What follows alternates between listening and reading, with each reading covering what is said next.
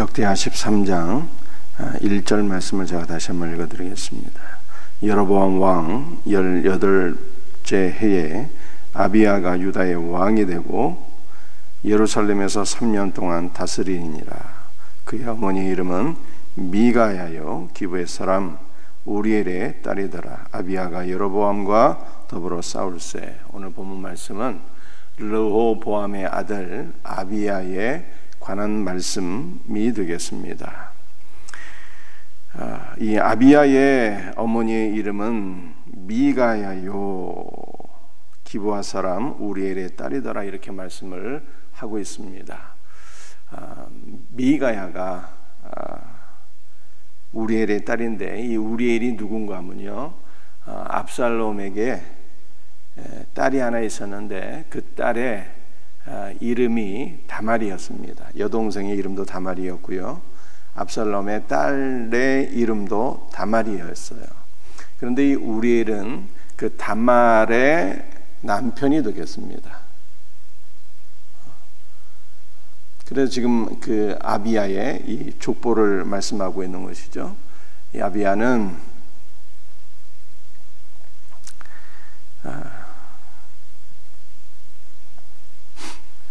어머니가 미가야였는데 그는 기브아 사람 우리엘의 딸이었더라, 이렇게 말씀을 하고 있는 것입니다.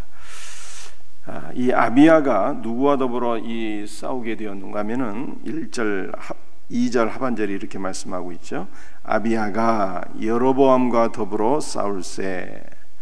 그래서 이 싸움의 이 주체가 누구입니까? 지금 아비야가 여로보암을 공격해서 여로보암과 싸웠다. 지금 한글 성경은 이렇게 되어 있지만은 그것은 원문하고 약간 차이가 있어요. 원문에는 이 아비야와 여로보암 사이에 전쟁이 있었더라, 이렇게 표현하고 있습니다.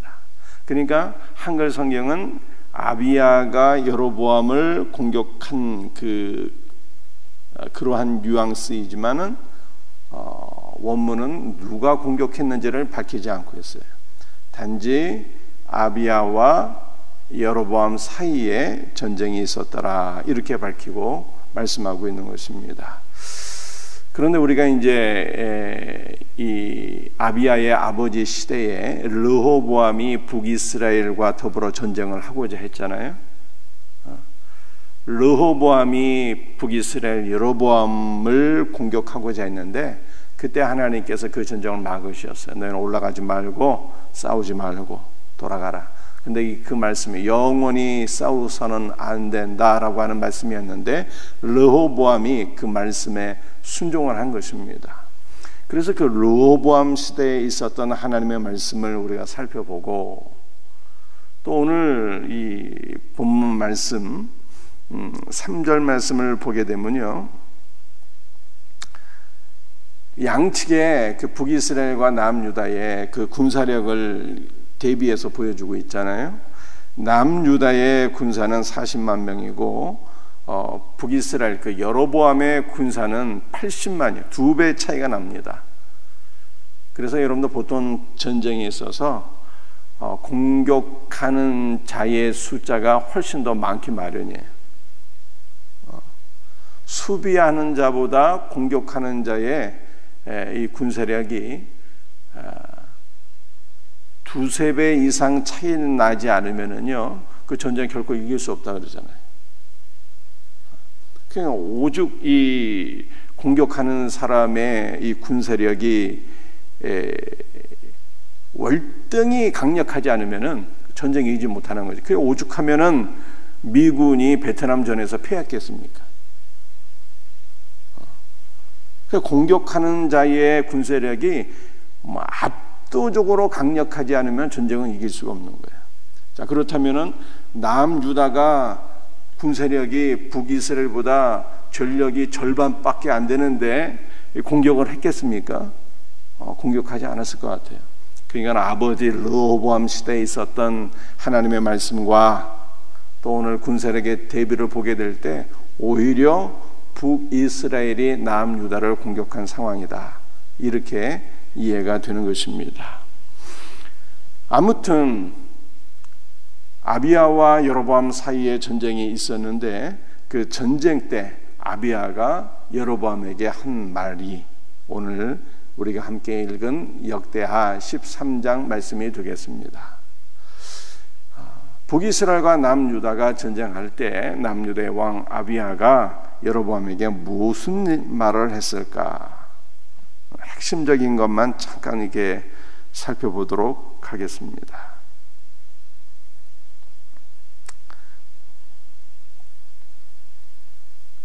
5절에 이렇게 말씀하고 있죠.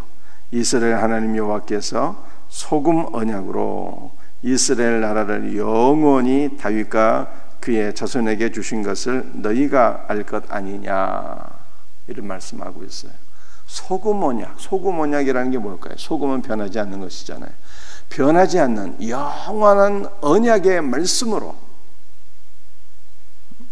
이스라엘을 다윗과 그의 자손에게 영원히 주었다, 이렇게 말씀합니다. 여러분 다윗 언약 아시잖아요. 다윗이 하나님을 위하여서 성전 건축의 소원을 품게 되었는데 하나님께서 허락지 않으셨지만 오히려 복을 주셨어요. 다윗아, 네가 나를 위하여 집을 짓겠다고?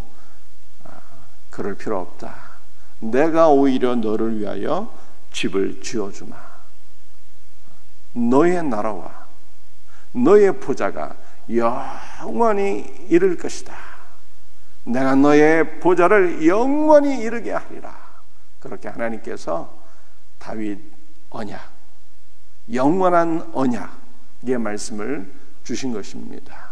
물론 이것은 우리 하나님께서 장차 예수 그리스도를 통해서 그의 나라를 영원한 나라로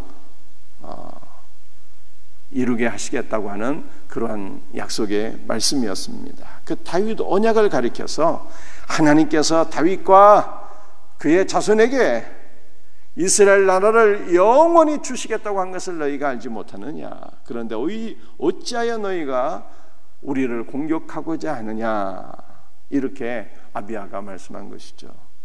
여러분들 그 다윗 언약이 오늘 우리에게 있는 것을 믿으시길 바랍니다. 오늘 우리가 예수 그리스도를 믿어서 그 나라의 백성이 됐는데 우리 하나님께서 우리를 영원토록 지켜주시겠다라고 하는 것이 다윗 언약. 오늘날 한국교회가 참으로 큰 위기 가운데 있지만 우리 주님의 약속의 말씀을 기억해야 돼요. 우리 주님께서 예수 그리스도와 그의 나라를 영원히 이르게 하겠다 말씀하신 거예요. 내가 이 교회를 이 반석 위에 세우리니 사탄의 권세가 결단코 이기지 못하리라 주님께서 말씀하셨습니다. 여러분들 한국교회가 코로나 시대에 참으로 큰 위기를 맞이하게 되었죠. 많은 사람들의 믿음이 흔들릴 것 같아요. 코로나 시대에 비대면 예배가 지속됨으로 말미암아 많은 사람의 믿음이 흔들릴 수가 있습니다. 그러나 반드시 우리가 믿을 수 있는 것은 주님께서 주님의 교회, 그의 나라를 영원히 보존하시며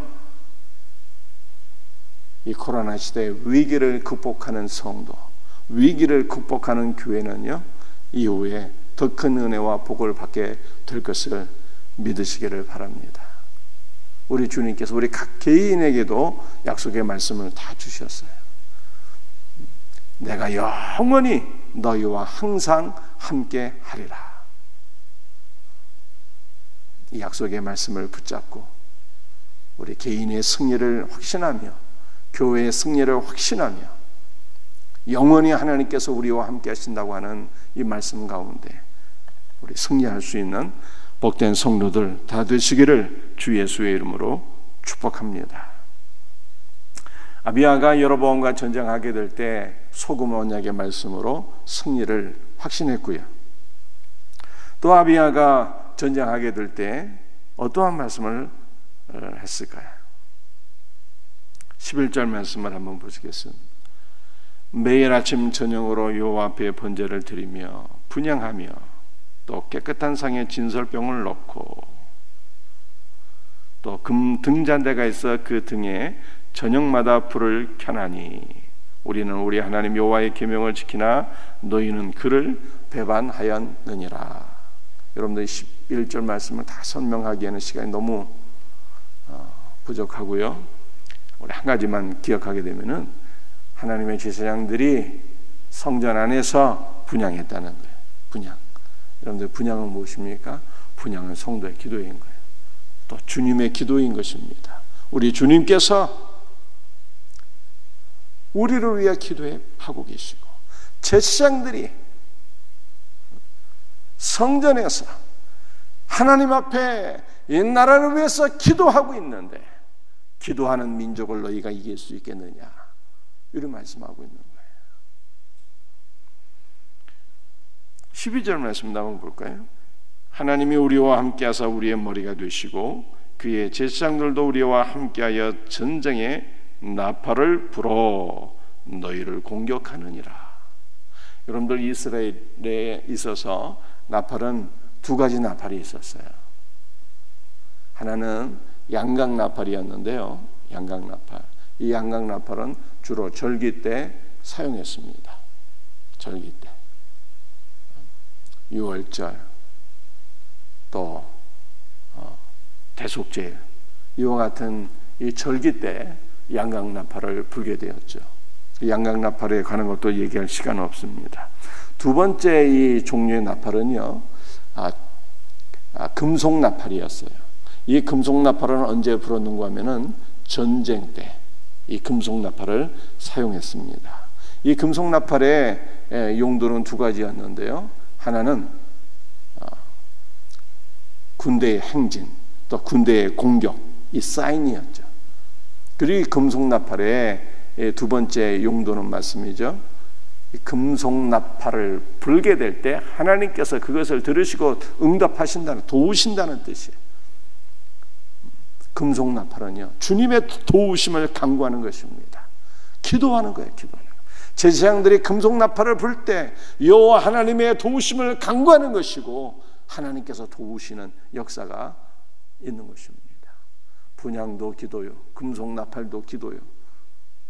제사장들이 하나님 앞에 이 나라와 민족을 위하여 이와 같이 기도하거든 너희들이 기도하는 민족을 이길 수 있겠느냐, 이렇게 말씀하고 있습니다.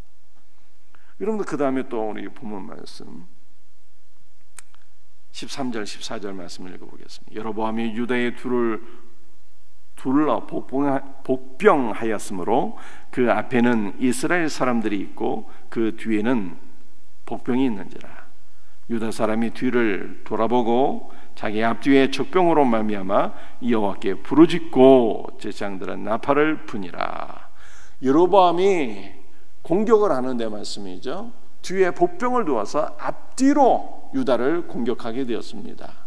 유다 사람들이 이때 자신들이 전쟁의 큰 위기에 빠진 것을 보면서 어떻게 했습니까? 여호와 하나님께 부르짖었다는 거예요.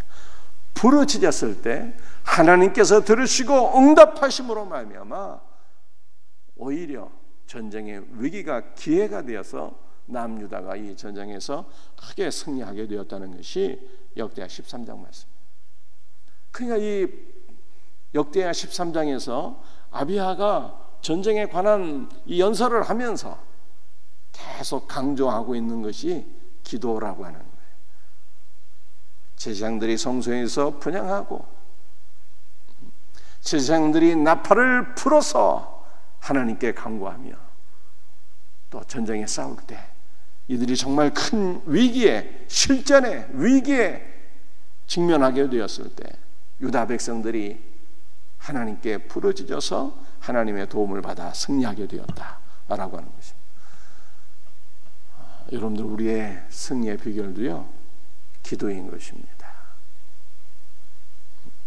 이스라엘 백성들이 애굽 땅에서 고통 가운데 있을 때 그들이 부르짖었고 하나님께서 그들의 부르짖음을 들으시고 모세와 아론을 보내주셨어요.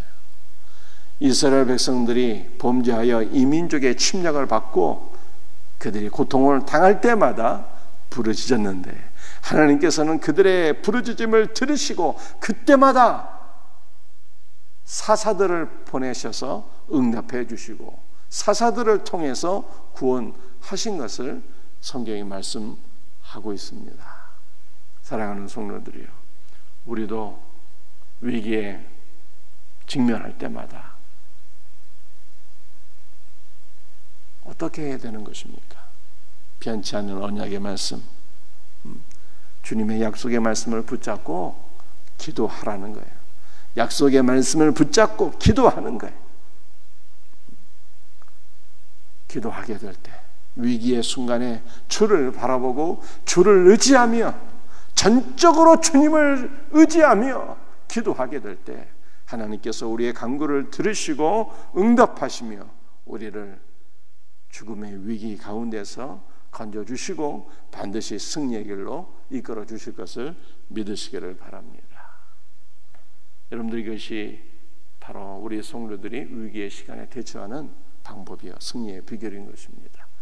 위기의 시간에 약속의 말씀을 붙잡고 기도함으로 살아계신 하나님의 응답을 받는 우리 성도들이 다 되시기를 주 예수 그리스도의 이름으로 축복합니다. 기도하시겠어요? 주님, 오늘 역대하 13장의 말씀을 저희들이 붙잡고 기도합니다. 여로보암이 남유다를 침략하게 되었을 때 아비야가 소금 언약, 변치 않는 언약의 말씀을 붙잡고 주님을 의지하며 기도했을 때, 제사장들이 기도하고 유다 백성들이 기도했을 때 하나님께서 들으시고 그들을 모든 전쟁의 위기 가운데서 구원하시며 승리의 길로 인도하셨던 것을 저희들이 기억합니다. 주 예수님, 오늘도 내가 너희와 영원히 함께하리라 라고 말씀하신 주님의 약속을 저희들이 믿사오며, 내가 이 반석 위에 내 교회를 세우리니 음부의 권세가, 사단의 권세가 결단코 이기지 못하리라 말씀하신 주님의 말씀을 믿사오며, 오늘 위기의 시간에 주님을 바라보고 기도하오니 주께서 들으시고 응답하여 주옵소서. 한국교회를 지켜주옵소서. 보호하여 주옵소서. 우리 성도 개개인의 믿음을 꼭 붙잡아 주시고 이 위기의 시간을 극복하게 하시며 이 위기가 지나간 이후에 더 큰 은혜와 복을 받으며 부흥의 역사를 경험할 수 있도록 주 예수여 은총을 베풀어 주시옵소서. 오늘도 연약한 지체들을 위로하시고 붙잡아 주시고 강건케 하시며 수험생들에게 지혜와 총명과 건강과 믿음을 허락하여 주옵시고 끝까지 최선을 다함으로 말미암아 저희들의 앞길이 환히 열리게 하시고 일평생 주님 앞에 귀하게 쓰임받는 복된 믿음의 자녀들 다 되게 하여 주시옵소서. 모든 것을 감사하고 거룩하신 주 예수 그리스도의 이름 받들어 기도드리옵나이다. 아멘.